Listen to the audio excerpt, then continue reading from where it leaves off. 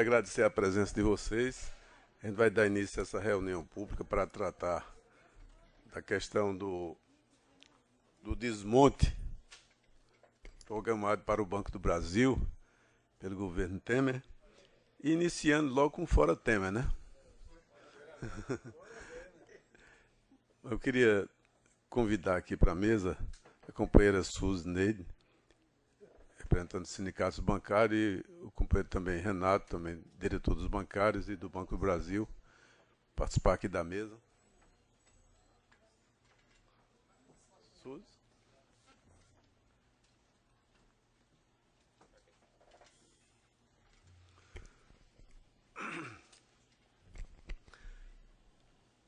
Antes de passar a palavra para vocês, eu gostaria de primeiro fazer alguns comentários. Primeiro, parabenizar o sindicato pelos 85 anos. Eu acho que uma entidade que chega a essa idade e organizada como é o Sindicato dos Bancários, a gente tem assistido e acompanhado a luta de vocês. É uma entidade que merece todo o respeito dos pernambucanos, em especial aqueles que formam o movimento sindical e os trabalhadores. Então vocês estão de parabéns por essa condução.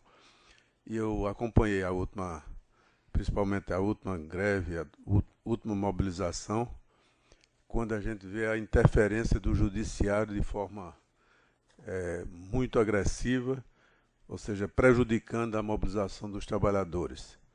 E a gente vê que esse mesmo judiciário, quando trata dos seus privilégios, quando se trata da questão, agora mesmo recente, e o controle por parte do Senado de medidas com relação ao Ministério Público e ao Judiciário, aí vem toda uma revolta. Então, para eles, podem tudo. Para a gente, o movimento sindical tem que seguir as regras determinadas por eles. Portanto, eu quero primeiro parabenizar o sindicato e também parabenizar a luta dos companheiros, e como sempre nós somos solidários a essa categoria tão importante para a sociedade. A gente sabe perfeitamente que os bancos, de um modo geral, sempre estão ganhando muito, sempre estão tendo um lucro absurdo, mas quando trata dos trabalhadores, primeiro, precariedade na relação de trabalho muito grande. A gente vê a insegurança que é formada por aqueles que trabalham nos bancários. A gente tem a questão das lesões por esforço repetitivo, que é uma campanha que a gente tem colocado muito fortemente. E também a questão do assédio moral, que também ocorre muito relativo aos bancários. São registros que a gente queria fazer antes de tratar da questão do tema. E por último, a gente quer chegar a essa questão do golpista Temer, que está no poder, onde as principais medidas são aquelas que a gente já conhece. Primeiro, a PEC que foi aprovada ontem, que prejudica principalmente as pessoas que precisam de uma boa saúde, que precisam de uma educação maior. Essas pessoas serão mais afetadas. Com a aprovação da PEC, que a gente considera como a PEC da morte, essa PEC vai ter efeitos nocivos para a população já a partir do próximo ano, e com certeza isso vai sendo acumulado à medida que o tempo passar, a população vai sofrer mais as consequências. E o pior de tudo é que a população não sabe os efeitos nocivos que podem ocorrer com essa medida aprovada pelo governo Temer. Eu digo sempre, quando os ricos, os grandes empresários estão sorrindo, com certeza os trabalhadores estão sofrendo. Portanto, ontem eu vejo o presidente Temer, o presidente golpista Temer, rindo de satisfação com a aprovação da PEC. E o que a gente sabe é que esse governo, para completar a sua missão golpista, ele quer exatamente, depois de fazer o desmonte da Petrobras, que está sendo programado também com apoio da mídia e do judiciário, ele ainda tem a cara de pau de tratar o que resta de estatal e, principalmente, aquilo que não foi entregue no período de Fernando Henrique Cardoso, que é o caso da Caixa Econômica e do Banco do Brasil. Então, vem esse ataque fortemente a essas duas entidades. Portanto, a gente não podia ficar alheio a esse tema e, por isso, a gente chamou essa reunião pública, agradecendo já a presença de Suzy, Renato, Jaqueline, todos os companheiros aí bancários que estão aqui presentes nessa reunião, para que a gente possa tratar desse tema com o devido registro aqui na Câmara Municipal do Recife, mostrando a nossa insatisfação com esse fato. Essas são as palavras iniciais que eu gostaria de apresentar e, em seguida, passar para a Suzy para que ela possa fazer um relato mais preciso. Enquanto isso, a gente ia dar uma pequena paradazinha, enquanto o pessoal arruma o cenário e para ajudar também a TV Câmara aí. E tu não perdeu a amizade, né? Já está acostumado, né? Não perdeu o fio da amizade. Não perdeu o fio, né? Baixa mais a faixa? Aqui tá bom na minha posição. Só esse lado. Pronto. Tá bom, só um pouquinho. Novo. Obrigado aí, Porque quem tá ajudando ele é melhor, né? Obrigado aí, Luziane, pela atenção. Você é obrigada.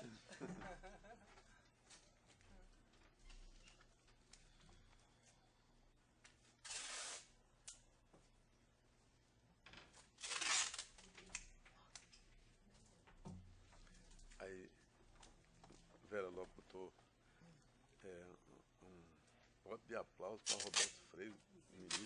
Foi, rapaz. Aí eu...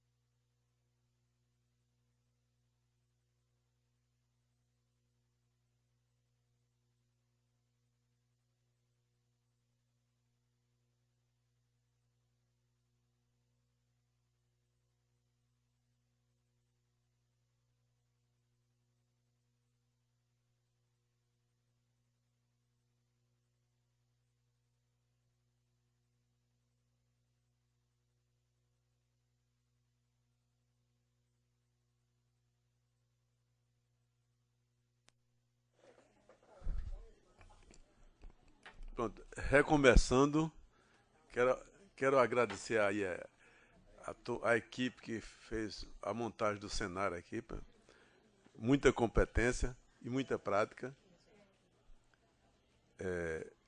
Eu gostaria não, eu vou passar a palavra para a Suzy, para que ela possa fazer um relato geral dessa questão do ataque aos dois bancos.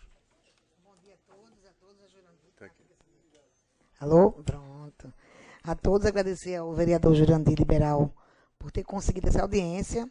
Né? Já a gente tá um pouco, já pedimos essa audiência um pouco em cima da hora, mas a urgência também exigia que a gente pudesse agir antes e poder estar aqui nessa casa para denunciar, e você já tem acompanhado aí pela mídia, né? A gente o Banco do Brasil já vem sofrendo várias reestruturações no próprio governo Lula e no governo Dilma, e Pernambuco tem sido muito prejudicado na hora da divisão das tarefas. Muitos dos serviços que aqui tínhamos foi para o Sul e Sudeste.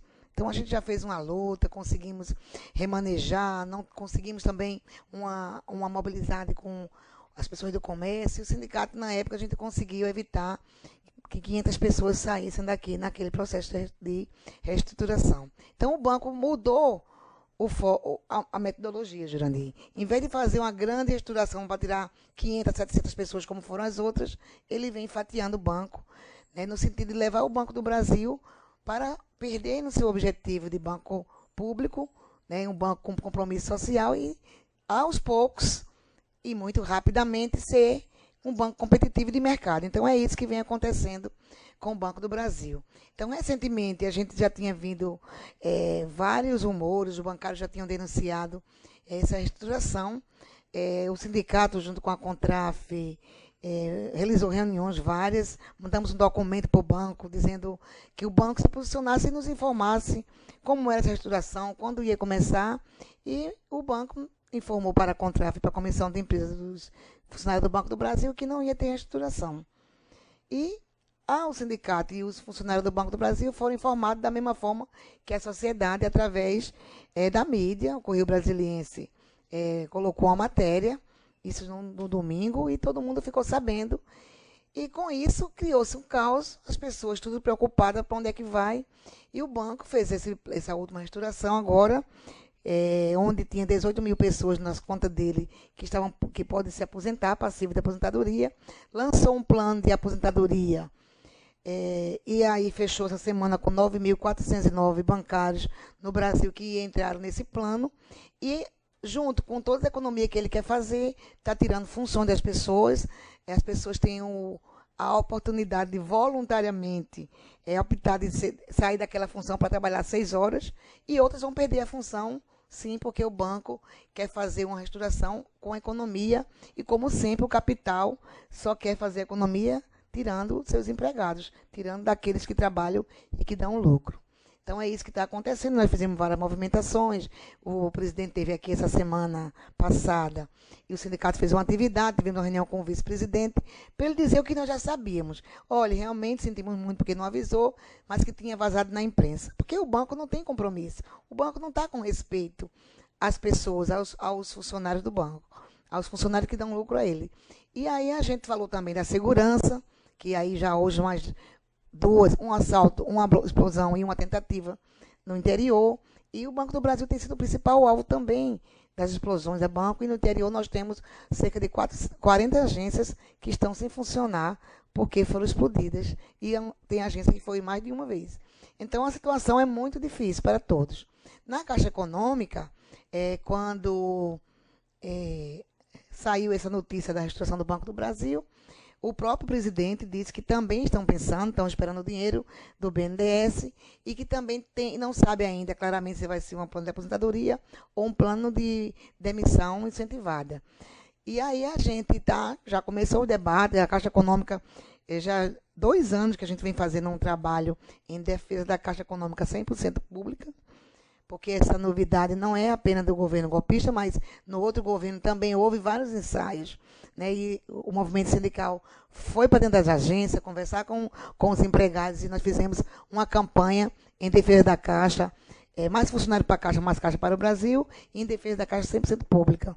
Então, a gente já vem fazendo esse debate, e essa reestruturação do Banco do Brasil também deixa os funcionários da Caixa em alerta, porque se é um projeto desse governo, né, de fazer as coisas como estão, no dia para a noite, fazendo as mudanças, as aprovações aí das PECs, né, todos felizes aí com essa PEC da maldade, que 20 anos, eu não sei como é que vamos estar aqui, né? 20 anos sem educação de qualidade, que já não é boa. A saúde também já precarizada. E com essa mudança de rota com que eles querem fazer para acabar com a Previdência. Tirar o FGTS, as empresas não vão ser mais multadas com 10%, né? Porque diz que ali foi um momento transitório para ajudar naquele momento, que era um dinheiro para o governo. Então não serve. Tira das empresas e, mais uma vez, o pacote só cai nas costas do povo, né? Que o povo, como você disse, Jurandir, não tem a mínima ideia, ou não quer ter, ou está tão anestesiado pelo que a mídia fala, que não consegue reagir. Então a gente está vendo quando foi toda uma comoção da solenidade, porque morreu as pessoas no avião da Chapecó, eles estavam aprovando as medidas maléficas, né? E aí você está chorando porque morreu 76 pessoas e o Brasil está indo para o buraco. E as políticas públicas indo para o buraco, os direitos dos trabalhadores indo para o buraco, e as pessoas sendo comovidas, que é realmente uma situação trágica, ninguém pode negar, mas eles se aproveitaram dessa comoção, que estava todo mundo ligado numa única situação, para fazer o pacote deles. Então, com comoção ou sem comoção, ele tem um projeto. E esses 2 anos, 1 ano, 6 meses, o tempo que o governo Temer ficar, é para fazer todas as políticas que eles suportaram por 13 anos do governo Lula, com a dificuldade que aquele governo tinha. Porque também teve um processo difícil dentro do Banco do Brasil e da Caixa Econômica. Então, a gente agradece essa audiência, porque a gente precisa dialogar com a sociedade. Nós estamos pensando de realizar uma campanha, aumentar a divulgação com a sociedade, de envolver os funcionários do BB e da Caixa, porque é preciso que eles também partam para a luta para defender aquele banco, porque não basta garantir uma comissão, porque também é outra política que os bancos públicos adotaram, Jurandir, que é de fazer o modelo do pior do banco privado. É o modelo do individualismo, é o modelo das pessoas se matarem por uma comissão, que é mais de 50% do seu salário, 60%, 3 vezes mais. Então, a gente vai vendo que as pessoas vão sendo conduzidas para um modelo de gestão onde não há um pensamento de coletividade, onde ele mata e morre pelaquela comissão. Então, ainda há colegas que Renato, quando ele for falar dos dados, ele pode também falar, que acredita que vai ter possibilidade de conseguir a promoção e a vaga daqueles que se aposentaram. Então, o banco construiu uma ideologia que convenceu os colegas que, olha, saiu 9 mil, vai perder alguma função, mas você tem chance de fazer carreira. Então, a gente também tem ouvido isso, e é preciso que os bancários entendam que não é o momento de ficar achando que vai ter promoção, é o momento de se organizar, se fortalecer, de denunciar, porque o que está em jogo não é apenas uma comissão.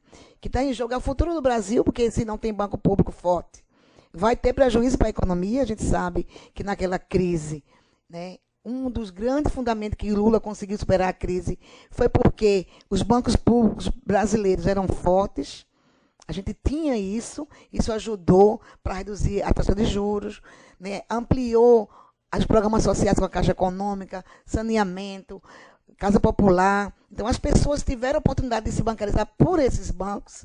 E quando esse governo faz essa mudança de foco, ele quer tirar esses bancos, né, da sociedade para que favoreçam os bancos privados.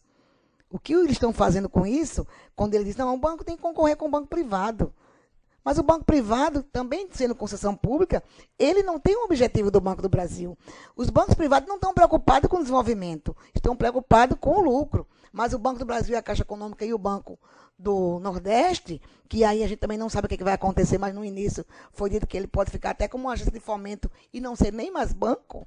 Pensa o que vai acontecer com a sociedade que precisa do Pronaf, né, do crédito rural, das pessoas que precisam de casa popular, como agora ontem nós tivemos um ato público na frente da Caixa com o Movimento Nacional de Luta pela Moradia, onde eles explicaram para a gente, até que eu não sabia, a diferença do programa Minha Casa Minha Vida, que é 1 e 1,5, onde favorece as pessoas mais pobres. E o projeto de Minha Casa Minha Vida está continuando, mas o perfil que eles estão querendo de pessoas para ter esse programa não é o mesmo. Ou seja, a pessoa tem que ter uma renda mínima. Foi o que eu vi pela televisão, né? De R$ 1.800, uma menor parcela de R$ 400, onde eles pagavam, né, com esse programa Minha Casa Minha Vida, ligado mais para as entidades, que eles conversavam, organizavam as pessoas, passou de 21 para 80 e poucos reais. Então, mesmo 80 já é muito para eles, imagina uma parcela de R$ 400. Então, Pode ser que a política pública continue, vai ter o Fiesp, vai ter tudo pequenininho para dizer que não acabou, mas as condições de você conseguir vão ser mais difíceis, né? Então, tem sido essa luta do sindicato e dos empregados da Caixa e do Banco do Brasil. A gente também agradece aqui aos presentes e a gente precisa agora convencer a sociedade brasileira, aos clientes da Caixa e os clientes do Banco do Brasil, de que aquele banco é importante, porque a mídia tem feito um trabalho de que funcionário público não tem responsabilidade, de que trabalhador da Caixa, do Banco do Brasil, do Nordeste, ou do INSS, ou da Petrobras, ou da escola pública, qualquer um deles não tem compromisso, né? São preguiçosos, nem tem competência. Mas no que se refere aos bancos, isso também não é verdade, porque os bancos, todos eles deram lucratividade. A Caixa Econômica cresceu, está com lucro. O Banco do Brasil é o único banco público que no cenário internacional ele estava em segundo lugar. O primeiro lugar era o Itaú, segundo Banco do Brasil, terceiro Bradesco. E a Caixa Econômica quer chegar no lugar do Banco Itaú. Então, os bancos públicos estão pensando mais no mercado do que na sociedade e no papel que ele tem. E é por isso que aí o governo Temer, feliz da vida, vai fazer todas as medidas, porque tem o Congresso, tem o Senado, né? E não está ouvindo a voz do povo, não está ouvindo a voz da sociedade, não está ouvindo a voz dos movimentos. Pode ter qualquer tamanho de movimento que a gente faça em defesa dos direitos da classe trabalhadora, que eles não escutam. Né? Não escutam e não querem escutar porque não interessa. Interessa é mudança. Então, a gente precisa, junto à sociedade, os sindicatos, os empregados, estar fortalecido, porque o ano de 2017 pode ter um cenário completamente diferente, que já está tendo na classe trabalhadora, e no nosso caso dos bancos também. Porque se a Caixa Econômica diz que tem 12 mil, vai sair 6 mil, vai sair 5 mil, né? Já teve um plano de aposentadoria anterior pela Caixa Econômica. Os bancos privados também estão anunciando o fechamento de agências e demissões. Então, significa que o cenário para os bancos, para os bancários, nos próximos anos, é de diminuição e de desemprego também, porque os bancos vão fazer uma redução de quadro para manter o patamar de lucro que eles estão tendo até então. Então, se ele pode vender o mesmo produto com 2 pessoas e ele tem 5, ele vai tirar 3. E se ele vender com 1, ele vai tirar os 4 e vai ficar uma pessoa, que é muito que vai acontecer no Banco do Brasil. A pessoa vai perder a função, não vão contratar novos concursados, mas o serviço vai ter que ser feito, o produto vai ter que ser vendido, o cliente vai ter que ser atendido, o empréstimo tem que ser feito. E você, com função ou sem função, você vai ter que trabalhar, aumentar a sua jornada de trabalho e você não vai ter a função que você trabalhava você trabalhava nessa função, você tem o direito de manter essa função. Então, é isso que tem acontecido, e aí a gente vai precisar de muita força, muita organização para continuar nessa luta. Obrigada. Valeu, Suzy. Valeu, Suzy. Vou passar agora para Renato, que é diretor dos sindicatos bancários, funcionário também do Banco do Brasil, com larga experiência. E diga como é que está, sabe como é que está a situação na pele. Obrigado pela oportunidade, Jurandir, de abrir a Casa do Povo para um debate tão importante de um modelo de sociedade que está sendo colocado aí. A gente parte do diagnóstico, e é um diagnóstico amplamente entendido pelos funcionários dos bancos, dos 2 bancos, da Caixa Econômica e do Banco do Brasil, apesar de algumas resistências, como o Suzineide colocou, que as pessoas enxergam que esse momento de reestruturação pode abrir uma janela de oportunidade. Mas é um número residual, O grande debate que está sendo feito hoje dentro do Banco do Brasil, essa é a maior reestruturação que o Banco do Brasil passou nos últimos anos. As reestruturações citadas anteriormente visavam realocar a divisão das tarefas no plano geral do Banco do Brasil, mas não a retirada de pessoas na magnitude que foi feita. Essa é a maior reestruturação do Banco do Brasil em toda a sua história, e olha que é uma empresa bicentenária que já passou por diversos ciclos econômicos no nosso país. São 9.409 pessoas que encerraram seu contrato de trabalho com o Banco do Brasil, e a parte representa cerca de 6, 7% do funcionalismo do Banco do Brasil hoje, que saiu e que abandonou suas funções e encerrou seu ciclo. Com o pretexto, que é colocado ontem até na entrevista do Paulo Caffarelli, que é o presidente do Banco do Brasil, no Valor Econômico, na Folha de São Paulo, a fim de atender uma exigência do Banco Central de um certo enquadramento das reservas. Então, ele tinha que liberar recursos. Hoje, esse número no Banco do Brasil é 9,07. Ele tem que chegar até em 2019 em 9,5. Então, essa aposentadoria compulsória de 9.400 funcionários traria uma economia para o Banco do Brasil na ordem de 2,4 bilhões. O fechamento das demais agências, 750 milhões de reais, você chegaria no número de 3 bilhões de reais, que é o que está colocado aí como um número que você atende o exigido e readequa, enxuga o banco, que no diagnóstico desse governo privatista, é necessário. Isso era o debate que vinha sendo feito em 2014, quando o senhor Armínio Fraga, no calor da emoção, ele disse: é contraproducente para a economia do Brasil ter 3 bancos públicos deste tamanho, que era o Banco do Brasil, a Caixa Econômica e o BNDES. O BNDES financiando capital de médio e longo prazo, o Banco do Brasil com a função principal de financiamento da agricultura familiar e a Caixa Econômica como o operador das políticas sociais brasileiras e do financiamento da agricultura. Isso, financiamento da agricultura e financiamento de infraestrutura dentro desses 2 bancos, não tem um valor residual em seus balanços, não. 70%, é um dado que a gente sempre trabalha, 70% do alimento consumido na mesa toda brasileiro é fruto da agricultura familiar. E essa agricultura familiar, ela é majoritariamente, para não dizer totalmente, financiada pelos bancos públicos, e o seu grande operador é o Banco do Brasil. 60% do financiamento de infraestrutura do país vem da Caixa Econômica. Isso não é residual, isso não é ocupa um lugar, uma rubrica sem destaque no balanço desses bancos, muito pelo contrário. É um modelo de sociedade que você defende. E está bem posto aí, é investir em commodity ao invés de agricultura familiar. É deixar que esse déficit de moradia se estabeleça pelos anos a fio aí, sem nenhuma indução do poder público em resolver isso. O Banco do Brasil vem com essa narrativa de que precisa se adequar às práticas de mercado para garantir sua sobrevivência, o que é falacioso, porque nesse momento, Jurandir, é tão emblemático, e os demais colegas que estão participando do debate com a gente, que o Banco do Brasil e a Caixa Econômica são os 2 maiores bancos do país. A Caixa Econômica, no semestre passado, superou o Itaú em número de ativos, em todos aqueles dados que o mercado relaciona. Veja como é impactante isso. Você me dá o parâmetro, eu não estou discutindo o parâmetro. Você me deu, é o parâmetro do mercado. Eu atendi o parâmetro do mercado e consegui ser viável, ser eficaz no cenário que você me deu. Então é um discurso falacioso, é privatista, é de acabar com o que tem de público dentro do Brasil, na esteira de que você tem que abrir para o mercado externo e aumentar a concentração bancária, custe o que custar. Bom, são 9.400 pessoas que já se desligaram. O Banco do Brasil, de respeito, mais uma vez, seus funcionários, porque essa notícia tinha sido vinculada há 1 mês e pouco atrás, no Correio Brasiliense, dizendo que o Banco do Brasil tinha um plano de reestruturação que teria um público-alvo de 18 mil funcionários. Isso foi negado pelo presidente do banco, o senhor Paulo Caffarelli. E depois, 3 semanas depois, o funcionalismo e a sociedade soube disso através de Fantástico.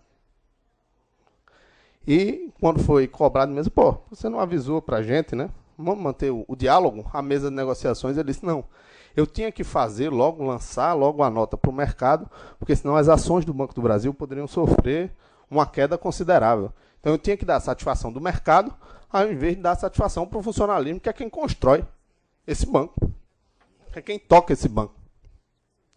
A reestruturação foi anunciada no domingo, na segunda-feira o mercado ficou em turbulência, no final da tarde o Conselho Diretor lançou uma nota, na terça as ações do Banco do Brasil pipocaram cerca de 8%, as ações ordinárias do Banco do Brasil. Então é adequar o banco à política de mercado, esquecer a função pública daquele banco e a necessidade que o país tem para aquele banco. Está tão difícil de ganhar o debate com a sociedade, porque a pauta está passando aí, atropelando aqui. Então essa questão do Banco do Brasil e da Caixa Econômica, as pessoas não conseguem nem atentar. Porque é previdência, é pré-sal, é aborto. Bom, uma série de pautas que a gente está assistindo todo dia, que tem um vulto de debate maior do que o pertinente à disputa e o papel dessas instituições financeiras. O funcionalismo está resistente, está com disposição de lutar e está precisando fazer o abraço a essas estruturas e defender o patrimônio do público brasileiro.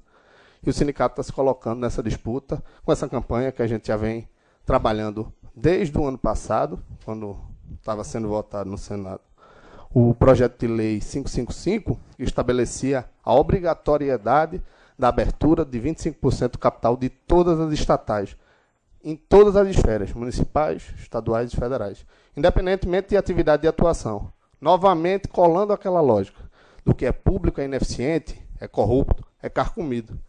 E eu pergunto a vocês aqui, eu acho que um dos maiores escândalos de corrupção desse país é a Zelotes, que não tem nenhuma empresa pública nela, que a CPI não anda, e o Swiss Leaks lá do HSBC, que foi cerca de 16 bilhões de reais, que ninguém trabalha, que ninguém coloca na mídia. Randolph Rodrigues, né, que era o presidente da comissão lá no Senado, conseguiu que o presidente, o contador-geral do HSBC viesse ao Brasil e ele foi vetado. E olha que o cara é procurado pela Interpol. Então, se ele pisasse no Brasil, ele estaria preso. Mas não é interesse. Não é interesse. E você fecha os olhos, o Bradesco compra o HSBC no Brasil e a questão é relevante. A gente parte da defesa de que o público é legal, é eficiente e a gente tem que defender. Obrigado, Jurandir. Valeu, Renato. Eu queria fazer só algumas observações como alguém eu não sou funcionário do banco, mas sou cliente. Do Banco do Brasil. E até hoje eu só operei com 2 bancos, Caixa Econômica e Banco do Brasil. Ou seja, desde menino, que faz muito tempo, que eu tenho conta no Banco do Brasil e tenho maior, assim, eu acho que é um dos bancos maior credibilidade que tem do país. Então, essa história de dizer que o que é público não presta, eu queria registrar a questão do Banco do Brasil, a questão da Caixa Econômica, a questão da Chess. Você tem várias empresas, os Correios que estão também detonando. Então você vê que a proposta desse time é exatamente a precarização, tratamento de respeito às pessoas. Porque quem forma o banco são exatamente o quadro funcional, o quadro de servidores que vão dar essa qualidade no atendimento. Não é aquele equipamento que você vai lá e verifica a máquina fria. Isso aí não existe. Então é todo esse zelo por parte da entidade. E à medida que você despreza o próprio governo, deixa de ter um instrumento regulador como é o Banco do Brasil e a Caixa Econômica, exatamente ele está eliminando as suas funções. A minha preocupação, Souza, Renato, e os companheiros, é que depois desse pacote, depois da continuidade desse golpe, a gente sabe que Temer não vai se sustentar no próximo ano.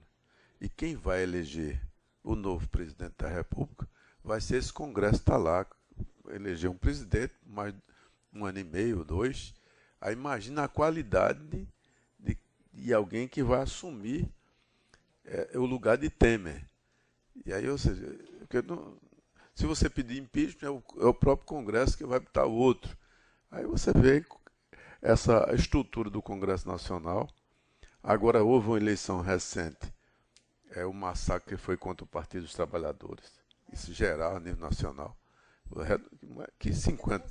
Não, você tinha uma média de 70% do seu quadro, de prefeitura, tudo, exatamente. Mas você vê a mídia, agora isso é combinado. É mídia, é o judiciário, é o Ministério Público, é a polícia, é tudo. Você vê, eu estava vendo os noticiários de hoje de manhã, com o ato de ontem, ou seja, o ato, quebrar uma janelinha ali do negócio, foi mais forte do que a PEC 55. A PEC 55 não dá dimensão. Aí fica mostrando, jogou a pedrinha, queimou o lixo aqui. A queima daquele lixo foi muito mais forte na conta da Boa Vista do que a PEC 55. Pode fazer a observação de como foi dado destaque. Destaque aqui, destaque nacional, a questão da FIEP. A FIEP, ela promoveu o golpe em cima de Dilma, com 500 milhões, que a gente sabe que a FIEP promoveu aquele acampamento lá, que era um acampamento que o pessoal podia ir usar o refeitório da FIEP, tinha as barracas na avenida, mas o pessoal nem dormia na barraca, ia dormir no hotel. Ou seja, era todo um esquema de pressão que a mídia todo dia estava dando destaque. Então a FIEP, só porque foi feito aquele ataque, então é maior do que a PEC 55. Ou seja, essa é a realidade que é passada. Então, como você disse, um ataque desse ao Banco do Brasil ou qualquer entidade, isso vai passar numa boa, ou seja, só os funcionários diretos que estão sentindo, o sindicato que está percebendo é que vai notar. E eu quero dizer mais, daqui a pouco você está assistindo uma pessoa sendo assassinada ao lado e você vai ficar indiferente, porque é tanta agressão e a comoção ela é feita de uma maneira, por exemplo, a Chapecó, morreu aqueles jogadores, foi um negócio muito forte assim, na mídia, mas é tratado igual a morte do governador Eduardo Campos, que fez com que ele fosse aquele espetáculo endeusado, foram uma mídia de 15 horas aqui do Caixão, foi 45 minutos de fogos de artifício no cemitério. Então tudo aquilo assim, é um negócio que a gente vai além do exagero.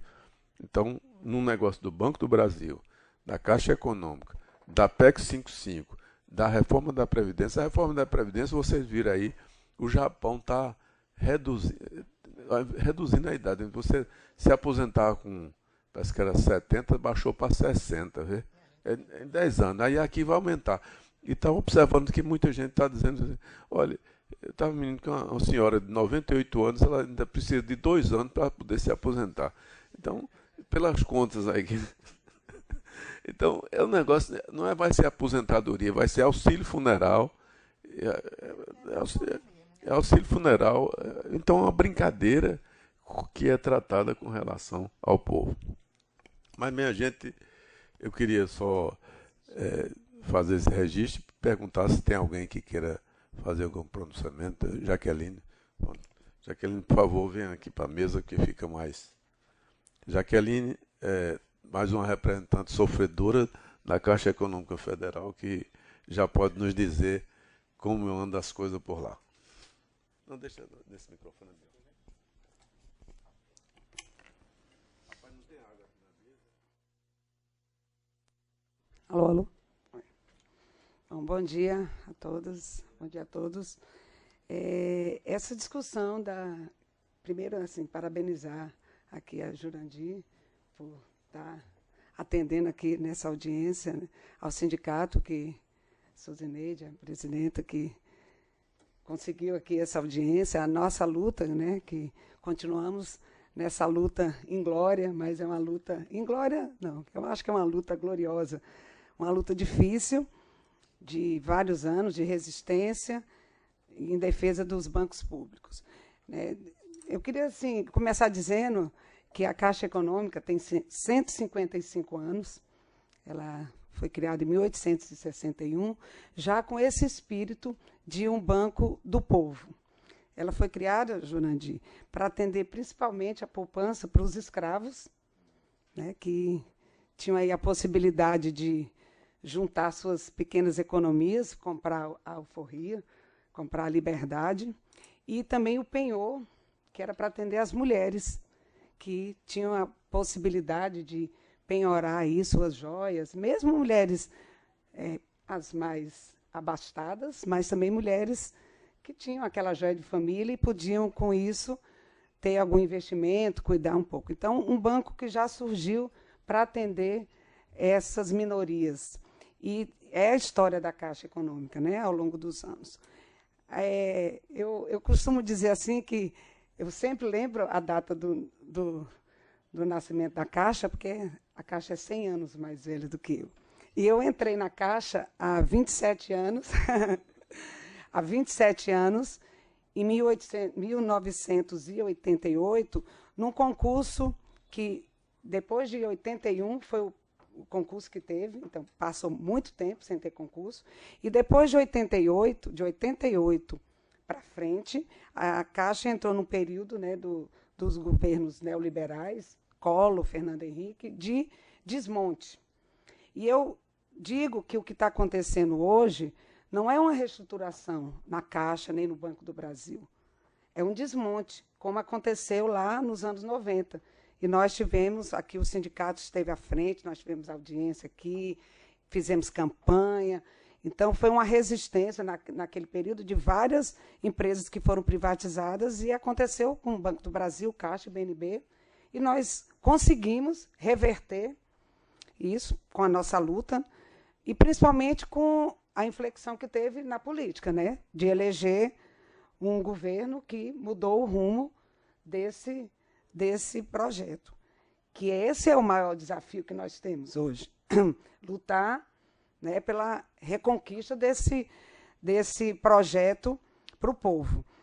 Então, em relação a essa reestruturação chamada, não é simplesmente. Porque a reestruturação, como foi dito aqui, já aconteceram várias, a gente sabe que é natural, e nós sempre debatemos, questionamos pela forma como a maioria das vezes acontece, sem respeitar os empregados, sem dialogar, né, mas uma reestruturação é natural que em qualquer empresa, ao longo do tempo, vá se fazendo, mas não é uma reestruturação, é um desmonte que estão querendo fazer. Né? Só para a gente também ter uma noção aqui, falando mais especificamente da Caixa, a Caixa em 2000, então dentro de 88 foi o concurso que eu fiz, só foi ter concurso novamente em 2000. Em 98 teve para Rio e São Paulo, mas no país inteiro a partir de 2000. Então, esse período, qual era a situação da Caixa? Em 2000, a Caixa tinha 50 mil empregados e 48 mil terceirizados. Quando eu falo nesses 48 mil terceirizados, isso não é contando o pessoal de limpeza, de vigilância, telefonista, não. Eram terceirizados exercendo a função de bancário. Então, a gente tinha, em tese, vamos dizer, 98 mil pessoas fazendo o trabalho de bancário. Então, o movimento sindical foi muito importante. Nós, aqui, os sindicatos bancários de Pernambuco e vários sindicatos, a gente conseguiu um acordo com o Ministério Público de gradativamente ir substituindo. Então, isso juntou com o concurso e aí a Caixa foi crescendo. E em 2013, principalmente, com a mudança de governo, né, com o governo Lula, a Caixa aumentou consideravelmente a quantidade de agências, de funcionários, de chegar a 100 mil empregados, Caixa, né, concursados, e começou a investir em todos esses programas, né, sociais. Minha Casa Minha Vida, teve o PAC, que é a Caixa, é a operadora do governo. Então, mesmo assim, nós ainda considerávamos a quantidade insuficiente, 100 mil, quase a mesma coisa que tinha lá em 2000, né, com um monte de... Lógico, a tecnologia melhora, mas a quantidade de trabalho, de serviço, de agências, né? Foram criadas mais de 500 agências, só assim, no ano, em vários locais, para atender essa população. Então, assim, nós estamos conversando, nós também temos discutido com os empregados da Caixa, temos feito reuniões, porque as pessoas estão bastante preocupadas, daqueles que conhecem a história, que sabem, que estão visualizando o que está acontecendo. Qual é o cenário que querem desmontar a Caixa, o Banco do Brasil, as empresas públicas. E estamos dispostos mesmo a lutar. Eu acho que o caminho é esse. Estamos fazendo diálogo com a população. Vários colegas nas agências têm feito esse diálogo.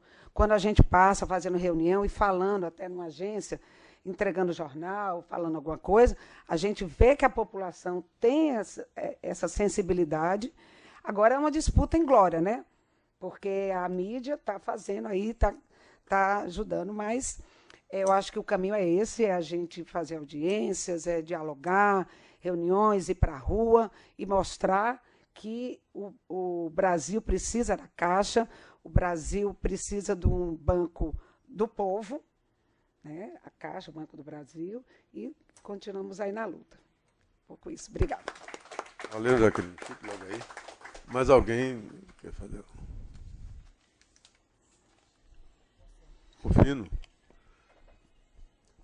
O Fino, que é o homem que cuida da segurança bancária.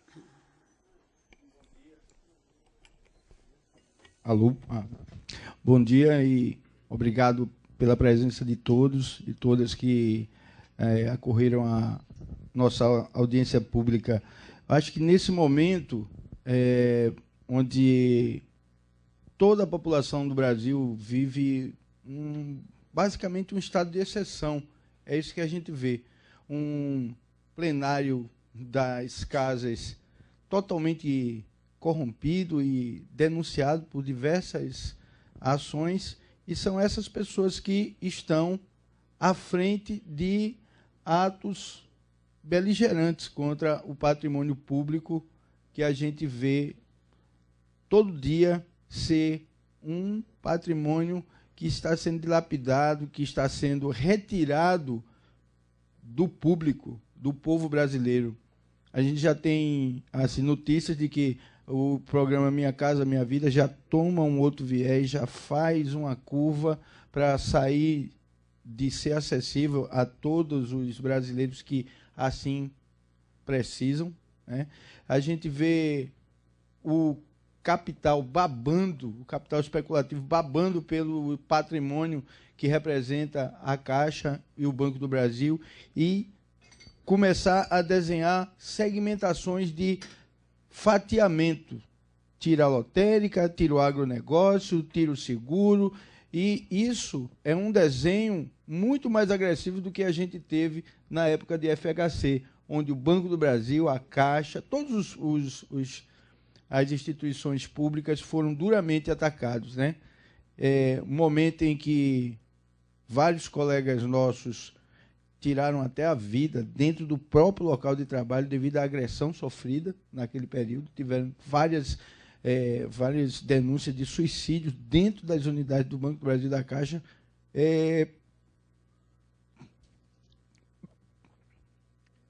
Eu acho que 200 e poucas suicídios são o registro que se tem.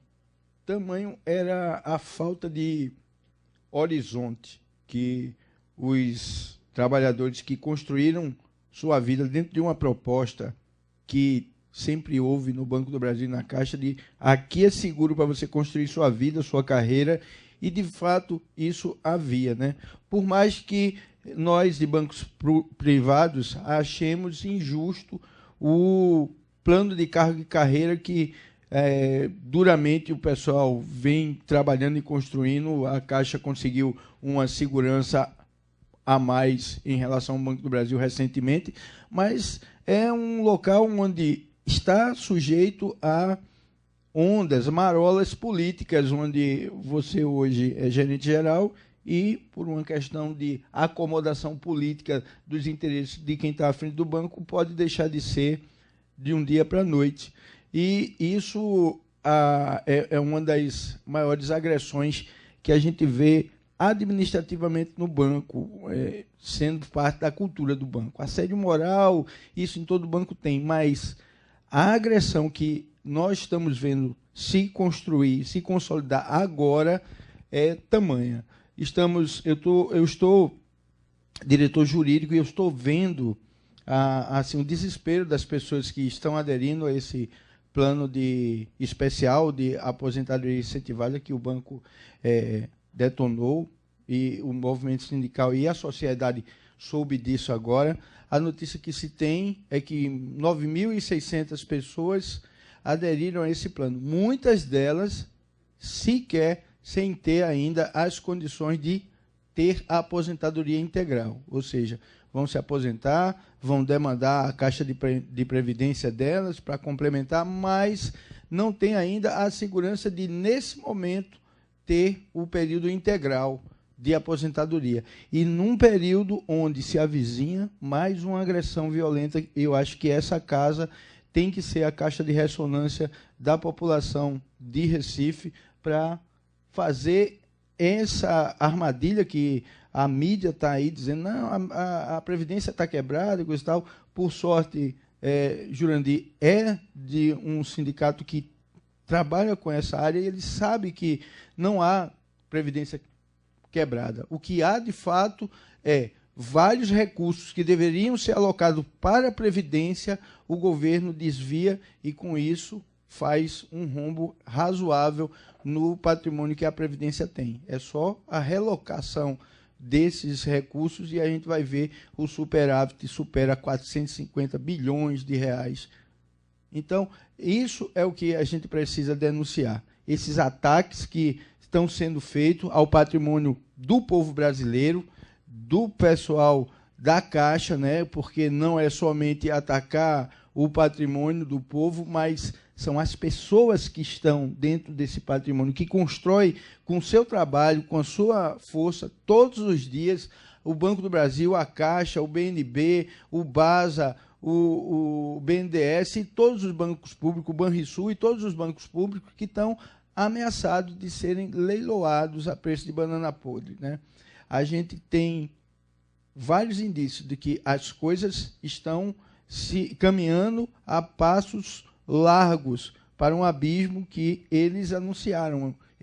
O povo brasileiro não pode dizer, nós não sabíamos, nós avisamos, eles colocaram tudo ali naquele documento que ele chama de ponto para o futuro e nós chamamos de ponto para o abismo, né? Então, nada estava às escondidas, o golpe foi dado às claras com apoio da mídia e agora de manhã mesmo eu estava vindo para cá e eu estou impressionado como o programa de Geraldo Freire está a serviço do governo Temer. Foram simplesmente 45 minutos de apenas um interlocutor falando sobre o rombo da Previdência, isso martelando todos os dias. Não tem contraditório. Um dia desses levaram para o Perazzo, mas, coitado do Paulo Perazzo, não teve quase ninguém. Eu acho que nós temos que nos organizar para resistir, para ocupar a mídia, para fazer essa batalha nessa trincheira em tudo que é lugar. Aquele fato de ontem, aqui na Conde da Boa Vista, já chega a ser um desabafo, que ninguém está aguentando mais isso. E eu acho que a violência, do jeito que ela está sendo praticada contra o povo, ela é muito mais séria do que umas vidraças quebradas, porque a violência institucional a que nós estamos sendo submetidos de ver nossa presidente retirada de forma ilegal do governo e assumir uma quadrilha que entregar o pré-sal, né? E isso a população tem que reagir, tem que sair do local de conforto, tem que vir fazer panelaço na rua. Panelaço dentro de casa, como eu digo, é briga doméstica, não é panelaço. A gente tem que sair do local de conforto e fazer com que os nossos amigos trouxinhas, que foram utilizados, eram coxinhas e foram promovidos a trouxinhas, então trazer esse pessoal para a rua, para se indignar junto conosco, porque eles também vão ser atingidos. Obrigado. Valeu. Bem, pessoal, a gente está concluindo. Eu vou, inclusive, passar para a Suzy para fazer o fechamento da sua fala, mas eu queria só fazer algumas observações relativas a esse negócio de demissão incentivada, viu? Eu era presidente do Sindicato de Servidores Federais e na época de Collor ele estimulou esse negócio do PDV. E eu fiz uma campanha contrária para ninguém fazer, ou seja, lutei, mas só que teve alguns colegas que resolveram fazer. Então vou citar 3 casos aqui. Um que foi do menino Denox, que se arrependeu depois. Esse foi inclusive para a televisão, para o rádio, dizer que era um negócio bom. Depois ele veio se arrependeu, ele mesmo se arrependeu e veio pedir lá no sindicato para ver como é que revertia. Eu digo, mas rapaz, eu lutei tanto, tu fosse contra mim, eu defendendo, eu contrário, você do outro lado, como a pessoa que ia fazer que ia aceitar a admissão. E teve um outro caso que dois amigos, que eu vou evitar de citar o nome, que era um casal. Um casal não, dois irmãos. Um irmão e uma irmã. Ele resolveu pedir o plano para comprar um restaurante. E estimulou que a irmã também pedisse demissão. Os dois pegaram o dinheiro, montaram o restaurante. Nunca tinham tido restaurante. Consequentemente, o restaurante faliu. Ou seja, o dinheiro que eles receberam zerou. Aí um deles voltou a trabalhar no mesmo local, como terceirizado, recebendo 1/3 do que recebia anteriormente. Ou seja, ele era um bom funcionário, foi chamado terceirizado, mas recebendo 1/3. E aí eu estou dando um exemplo do que é esse estímulo inicial. Cara, não, acho que eu vou me safar, vou tirar alguma vantagem imediata, e esquece o futuro. E não é só isso. Às vezes você faz uma ação dessa, é como se você dissesse, o problema não é meu, o problema não é meu, vou sair de perto. Eu acho que vocês precisam chamar a atenção dos companheiros bancários, até aqueles que estão querendo tomar essa iniciativa, para fazer esse alerta, sabe, Jaqueline e Renato e Souza? Tem que fazer esse alerta, porque muita gente vai se arrepender. Muita gente vai se arrepender. E é bom fazer o alerta, que depois de arrepender, não tem retorno mais. O fato já está consumado. Quero agora chamar a atenção dessa questão que o Rufino levantou, desse problema nosso da mídia. A gente está levando uma pisa da mídia impressionante. Ou seja, a gente faz um ato, bota 50 mil pessoas, mobiliza, e acaba desmancha com 5 minutos, colocando até um evento com 20 pessoas. Você vira o domingo, como é que é? Olha, vai ter o ato em tal lugar. A televisão chamando, mobilizando para o povo, e depois não diz por que as pessoas estão mobilizando para quê. Aquele povo no domingo estava fazendo o quê? Estava referendando essas medidas. Aquele povo estava defendendo o Renan. Aquele povo estava defendendo quem? O que é que aquele povo estava fazendo na rua? Por que é que eles foram para a rua? Essa é a razão. Aí chama para o ato, agora não diz nem por quê. Porque às vezes tem gente ali que não sabe nem por que está. Talvez que está defendendo o país, que está usando o verde e amarelo, acha que está fazendo a melhor coisa do mundo, numa inocência programada. Então é essa pisa que a gente está levando, e que é importante, Rufino. Eu acho que não é só vocês passarem, pelo menos no nosso campo sindical, nas direções, que essas pessoas fiquem informadas, que tomem medidas nos seus espaços, que possam também fazer essa divulgação. É isso que a gente tem que fazer. E dentro dessa mídia social, que é o mínimo que a gente pode operar. Eu confesso, como membro do Partido dos Trabalhadores, uma das besteiras que a gente fez foi não dar atenção devida à mídia durante esses 13 anos do PT. Se tivesse feito a metade do que fez e tivesse priorizado a questão da mídia, a gente não estava levando essa pisa, não. Sempre dependendo do dia a dia, das chantagens que eram levantadas. Aí você vê um programa de rádio ouvido o tempo todo, que está todo dia. Aí você imagina, se eu fosse todo dia para o rádio falar mal de um determinado, um prefeito ou do governador, todo dia eu estivesse lá, com certeza eu ia formar uma opinião. Esse cara, todo dia o cara fala mal dele, não presta, né? Pode ser o melhor sujeito, mas você falando mal todo dia, o camarada lavar cerebral. Agora você ir todo dia defender Temer, essa tarefa eu não iria. Com certeza eu não iria. Pronto.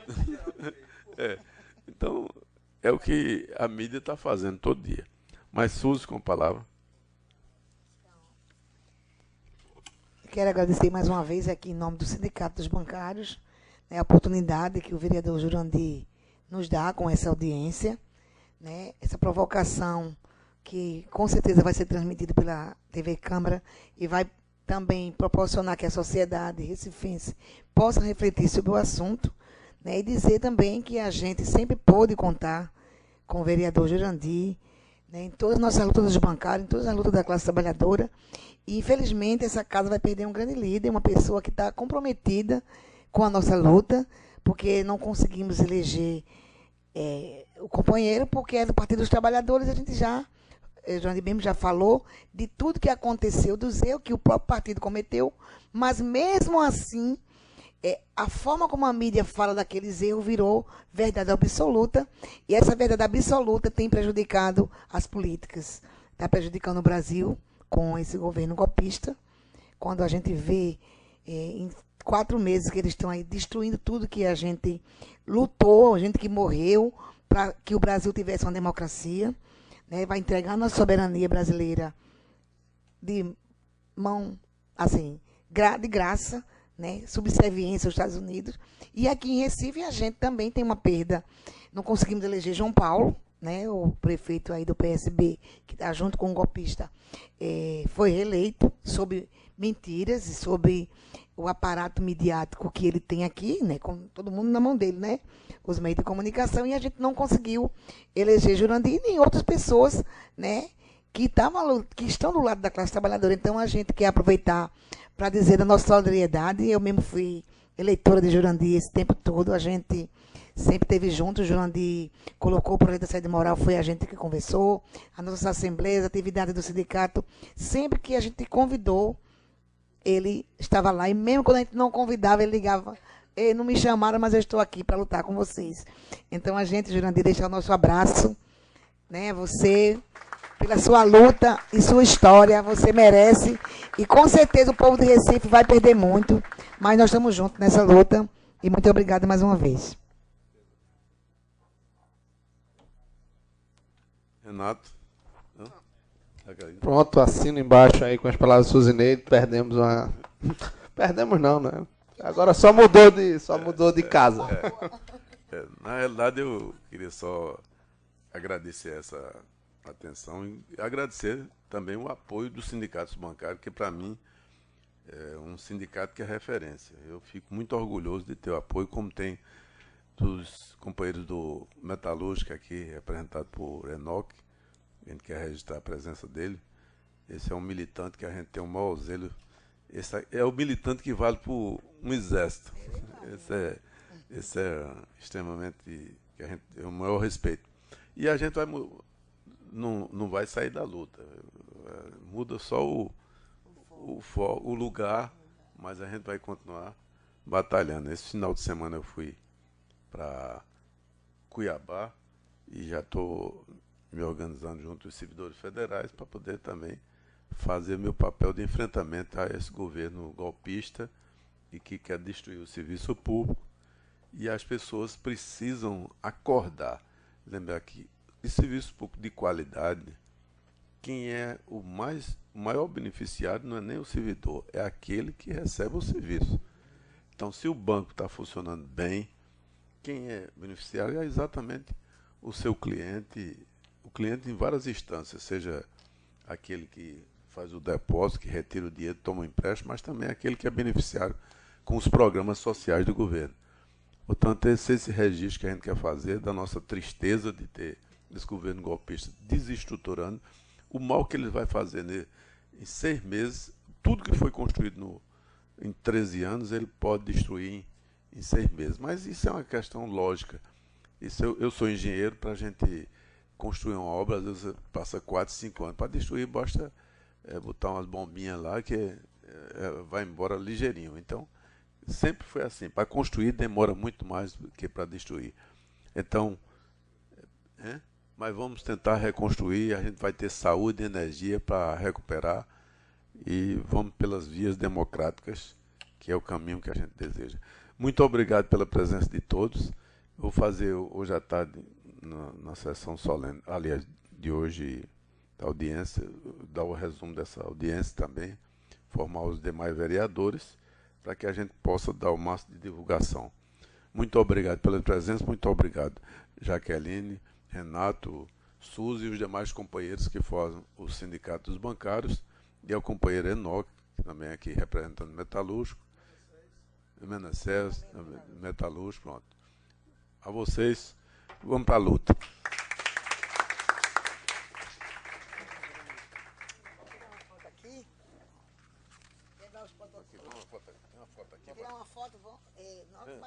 vem pra cá. Tem uma foto aqui. Pra cá é 9 também. É. Renato bate a foto ali.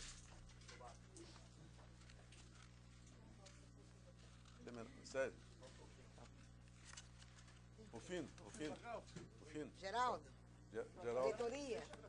A diretoria bancária aqui. pra Vamos, cá. diretoria, Oxi. vamos todo mundo estar aqui. Vamos fazer quebrar os protocolos, né?